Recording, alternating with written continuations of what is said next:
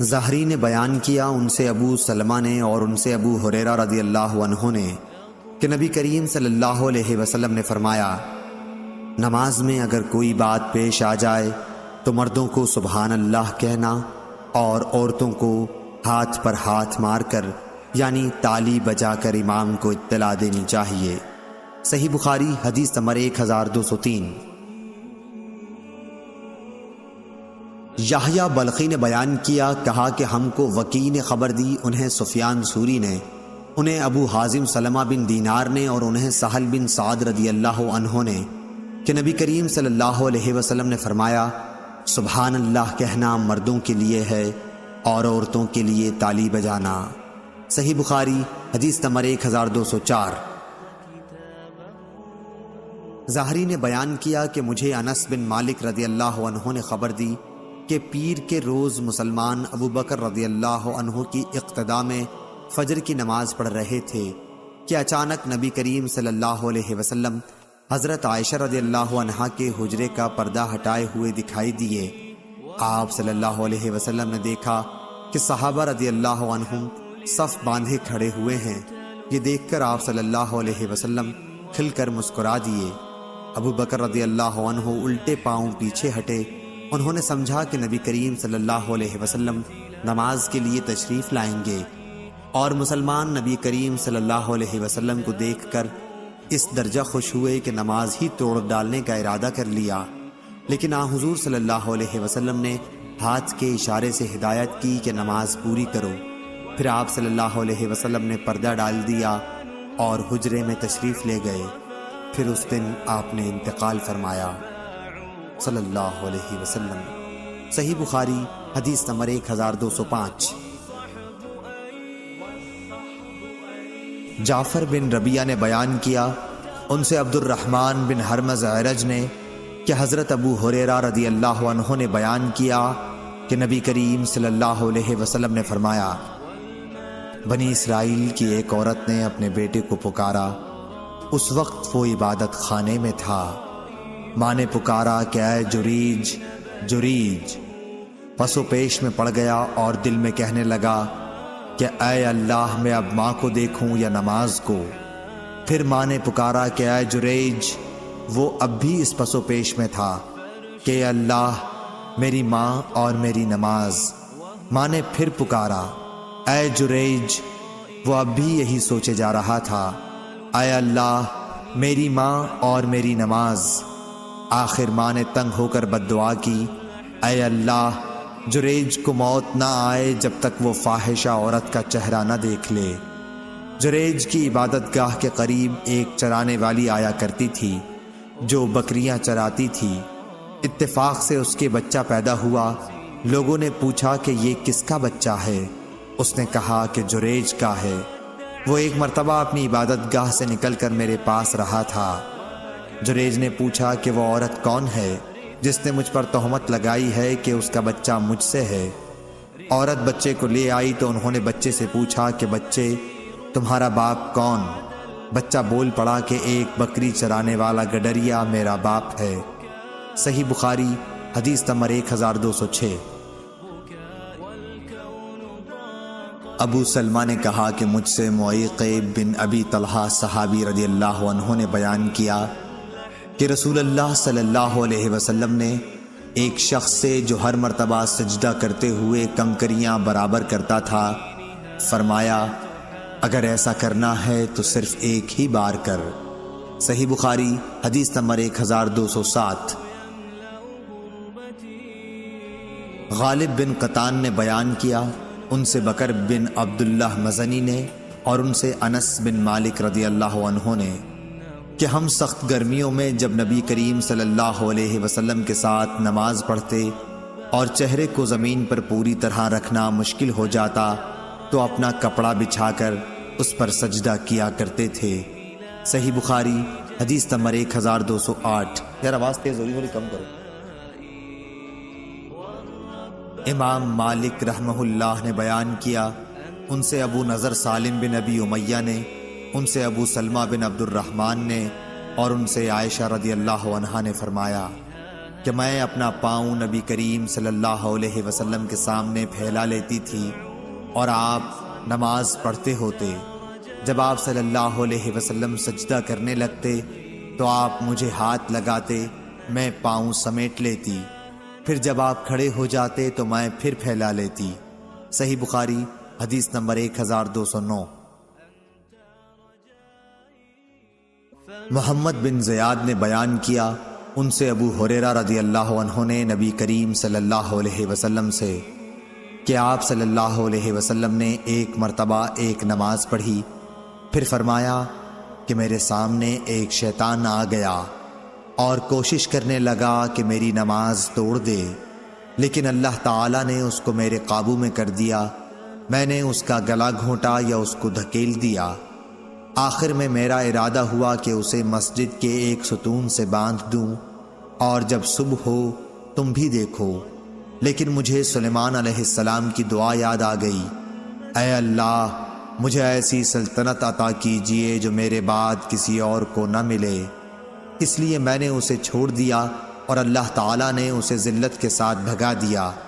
اس کے بعد نظر بن شمیل نے کہا کہ زعتہ زال سے ہے، جس کے معنی ہے کہ میں نے اس کا گلا گھونٹ دیا، اور دعتہ اللہ تعالیٰ کے اس قول سے لیا گیا ہے یوم یدعون، جس کے معنی ہیں قیامت کے دن وہ دوزخ کی طرف دھکیلے جائیں گے۔ درست پہلا ہی لفظ ہے، البتہ شعبہ نے اسی طرح عین اور تا کی تشدید کے ساتھ بیان کیا ہے۔ صحیح بخاری حدیث نمبر 1210۔ آدم بن ابی ایاس نے بیان کیا، کہا کہ ہم سے شعبہ نے بیان کیا، ان سے ارزق بن قیس نے بیان کیا، کہا کہ ہم اہواز میں جو کئی بستیاں ہیں بصرہ اور ایران کے بیچ میں خارجیوں سے جنگ کر رہے تھے۔ ایک بار میں نہر کے کنارے بیٹھا تھا، اتنے میں ایک شخص ابو برزہ صحابی رضی اللہ عنہ آیا اور نماز پڑھنے لگا۔ کیا دیکھتا ہوں کہ ان کے گھوڑے کی لگام ان کے ہاتھ میں ہے۔ اچانک گھوڑا ان سے چھوٹ کر بھاگنے لگا تو وہ بھی اس کا پیچھا کرنے لگے۔ شعبہ نے کہا یہ ابو برزہ اسلمی رضی اللہ عنہ تھے۔ یہ دیکھ کر خوارج میں سے ایک شخص کہنے لگا، اے اللہ اس شیخ کا ناس کر۔ جب وہ شیخ واپس لوٹے تو فرمایا کہ میں نے تمہاری باتیں سن لی ہیں، اور تم کیا چیز ہو؟ میں نے رسول اللہ صلی اللہ علیہ وسلم کے ساتھ 6 یا 7 یا 8 جہادوں میں شرکت کی ہے، اور میں نے آپ صلی اللہ علیہ وسلم کی آسانیوں کو دیکھا ہے، اس لیے مجھے یہ اچھا معلوم ہوا کہ اپنا گھوڑا ساتھ لے کر لوٹوں، نہ کہ اس کو چھوڑ دوں، وہ جہاں چاہے چل دے اور میں تکلیف اٹھاؤں۔ صحیح بخاری حدیث نمبر 1211۔ یونس نے خبر دی، انہیں ظاہری نے، ان سے عروہ نے بیان کیا کہ حضرت عائشہ رضی اللہ عنہا نے بتلایا کہ جب سورج گرہن لگا تو نبی کریم صلی اللہ علیہ وسلم نماز کے لیے کھڑے ہوئے اور ایک لمبی سورت پڑھی، پھر رکوع کیا اور بہت لمبا رکوع کیا، پھر سر اٹھایا، اس کے بعد دوسری سورت شروع کر دی، پھر رکوع کیا اور رکوع پورا کر کے اس رکعت کو ختم کیا اور سجدے میں گئے۔ پھر دوسری رکعت میں بھی آپ صلی اللہ علیہ وسلم نے اسی طرح کیا۔ نماز سے فارغ ہو کر آپ نے فرمایا کہ سورج اور چاند اللہ کی نشانیوں میں سے 2 نشانیاں ہیں، اس لیے جب تم ان میں گرہن دیکھو تو نماز شروع کر دو جب تک کہ یہ صاف ہو جائے۔ اور دیکھو میں نے اپنی اسی جگہ ان تمام چیزوں کو دیکھ لیا ہے جن کا مجھ سے وعدہ ہے، یہاں تک کہ میں نے یہ بھی دیکھا کہ میں جنت کا ایک خوشہ لینا چاہتا ہوں۔ ابھی تم لوگوں نے دیکھا ہوگا کہ میں آگے بڑھنے لگا تھا اور میں نے دوزخ بھی دیکھی، اس حالت میں کہ بعض آگ کو کھائے جا رہی تھی۔ تم لوگوں نے دیکھا ہوگا کہ جہنم کے اس ہولناک منظر کو دیکھ کر میں پیچھے ہٹ گیا تھا۔ میں نے جہنم کے اندر عمرو بن لحی کو دیکھا، یہ وہ شخص ہے جس نے سانڈ کی رسم عرب میں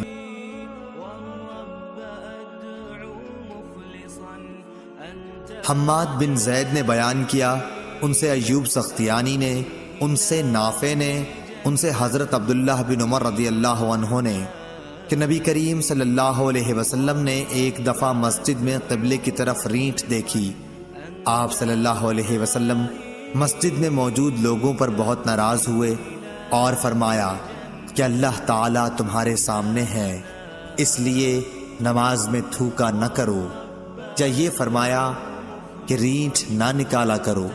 پھر آپ اترے، خود ہی اپنے ہاتھ سے اسے کھرچ ڈالا۔ ابن عمر رضی اللہ عنہ نے کہا کہ جب کسی کو تھوکنا ہی ضروری ہو تو اپنی بائیں طرف تھوک لے۔ صحیح بخاری حدیث نمبر 1213۔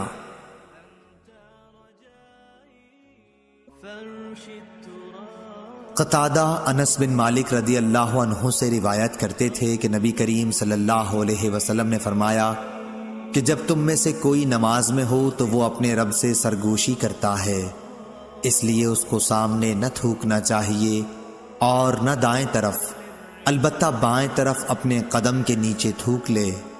صحیح بخاری حدیث نمبر 1214۔ سہل بن سعد رضی اللہ عنہ نے بتلایا کہ لوگ نبی کریم صلی اللہ علیہ وسلم کے ساتھ نماز اس طرح پڑھتے کہ تہبند چھوٹے ہونے کی وجہ سے انہیں اپنی گردنوں سے باندھے رکھتے، اور عورتوں کو جو مردوں کے پیچھے جماعت میں شریک رہتی تھیں کہہ دیا جاتا کہ جب تک مرد پوری طرح سمٹ کر نہ بیٹھ جائیں تم اپنے سر سجدے سے نہ اٹھانا۔ صحیح بخاری حدیث نمبر 1215۔ ابن فضیل نے بیان کیا، ان سے عامش نے، ان سے ابراہیم نے، ان سے علقمہ نے اور ان سے عبداللہ بن مسعود رضی اللہ عنہ نے کہا کہ ابتداء اسلام میں نبی کریم صلی اللہ علیہ وسلم جب نماز میں ہوتے تو میں آپ کو سلام کرتا تو آپ صلی اللہ علیہ وسلم جواب دیتے تھے، مگر جب ہم حبشہ سے جہاں ہجرت کی تھی واپس آئے تو میں نے پہلے کی طرح نماز میں سلام کیا، مگر آپ صلی اللہ علیہ وسلم نے کوئی جواب نہیں دیا، کیونکہ اب نماز میں بات چیت وغیرہ کی ممانعت نازل ہو گئی تھی، اور فرمایا نماز میں اس سے مشغولیت ہوتی ہے۔ صحیح بخاری حدیث نمبر 1216۔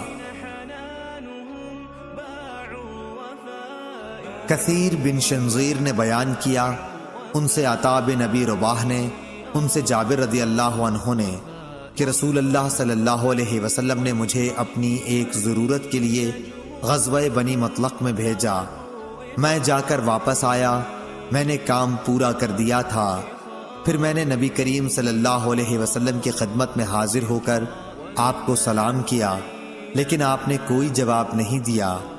میرے دل میں اللہ جانے کیا بات آئی، اور میں نے اپنے دل میں کہا کہ شاید رسول اللہ صلی اللہ علیہ وسلم مجھ پر اس لیے خفا ہیں کہ میں دیر سے آیا ہوں۔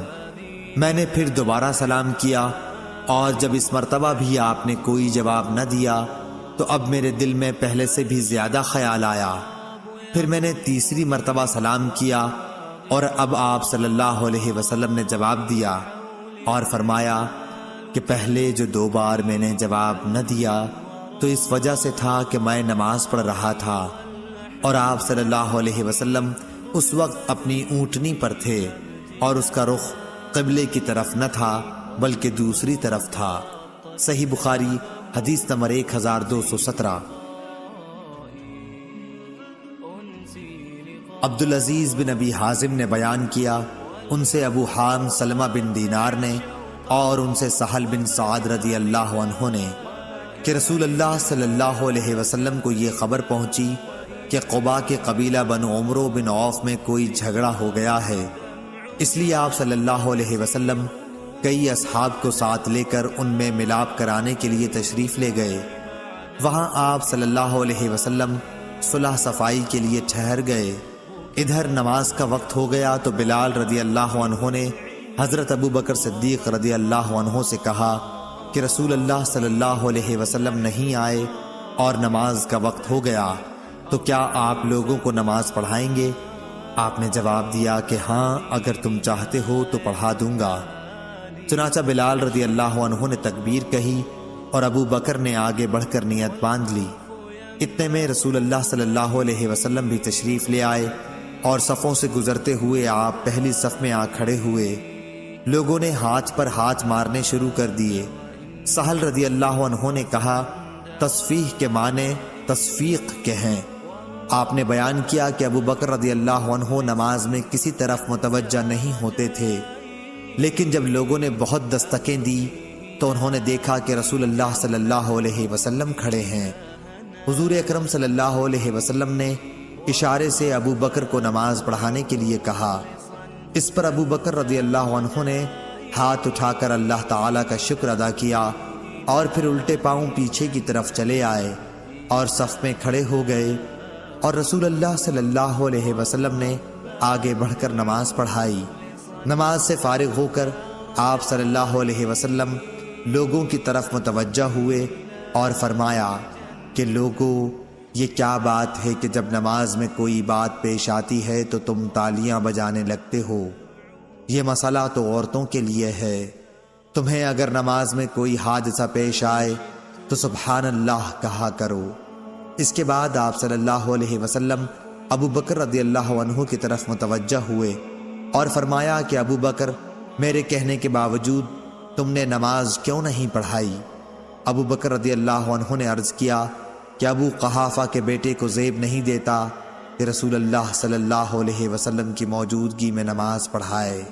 صحیح بخاری، حدیث نمبر 1218۔